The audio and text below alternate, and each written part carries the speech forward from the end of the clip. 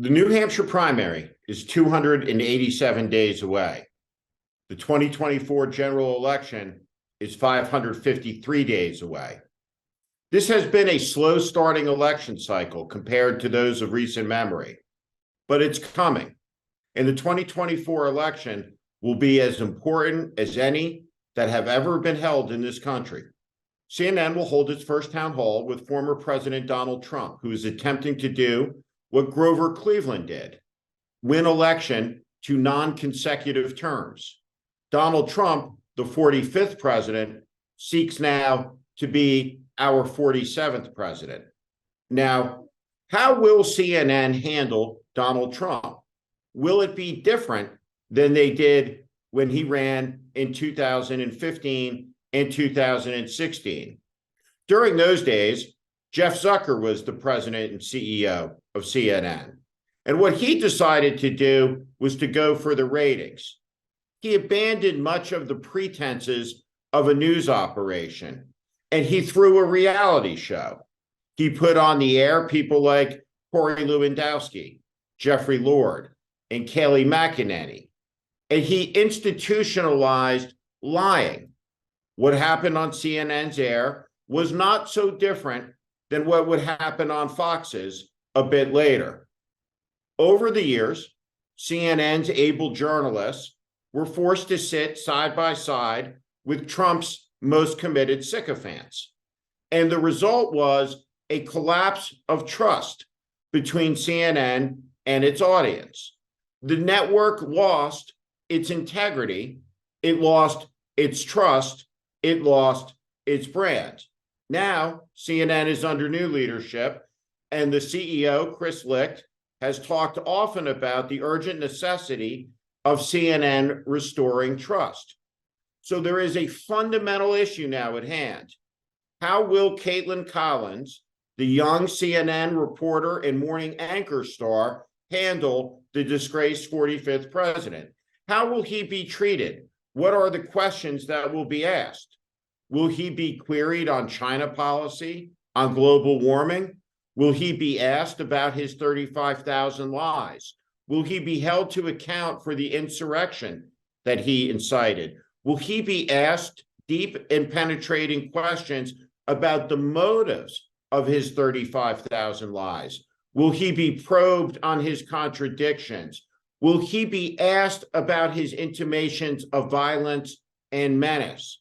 How will he be treated? Or will CNN pretend that none of it ever happened at all?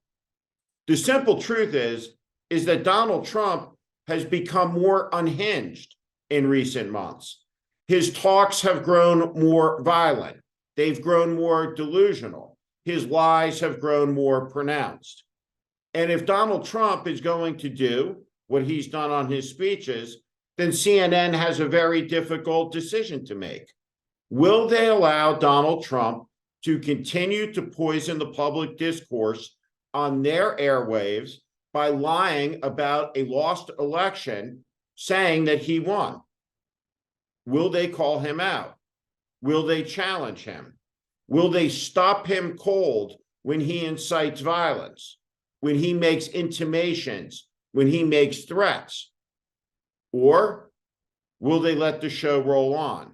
The question of how the media covers Donald Trump is a profound and important one, heading to an election where he seeks the overthrow of the American system of government as he takes power. He's made very clear that he is running not to make America better, not to build, but to tear down. He has been perfectly pointed. He seeks retribution. In fact, Donald Trump looked at his supporters and told them, "I am your retribution." Against who? Against America, against the important institutions of government and civil society, and specifically against the American people who oppose Donald Trump.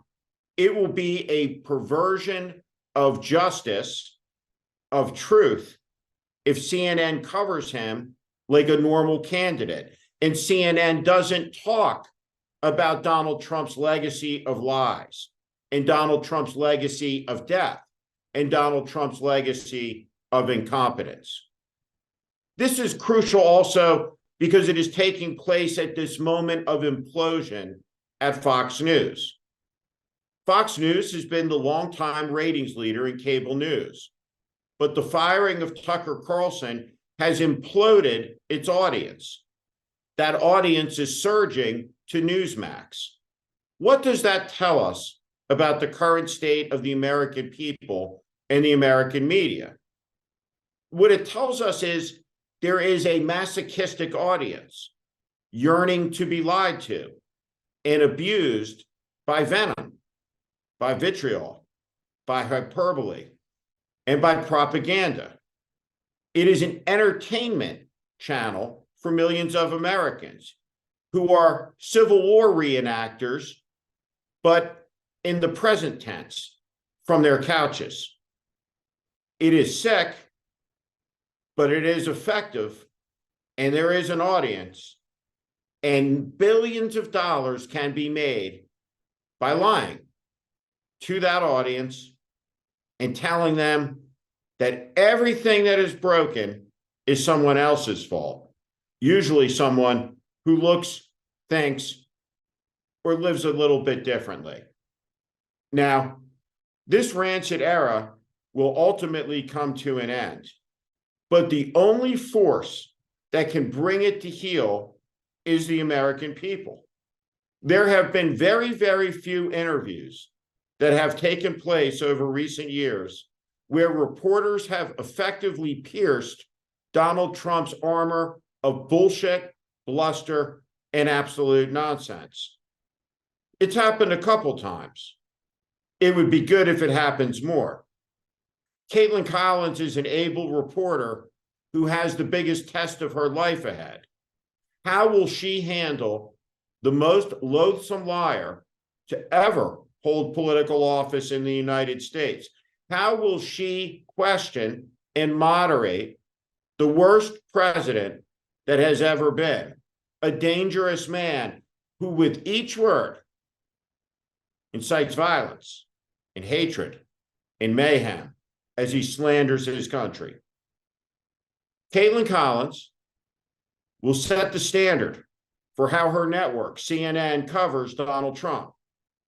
It's a big moment, not just for CNN and Caitlin Collins, but for the whole country.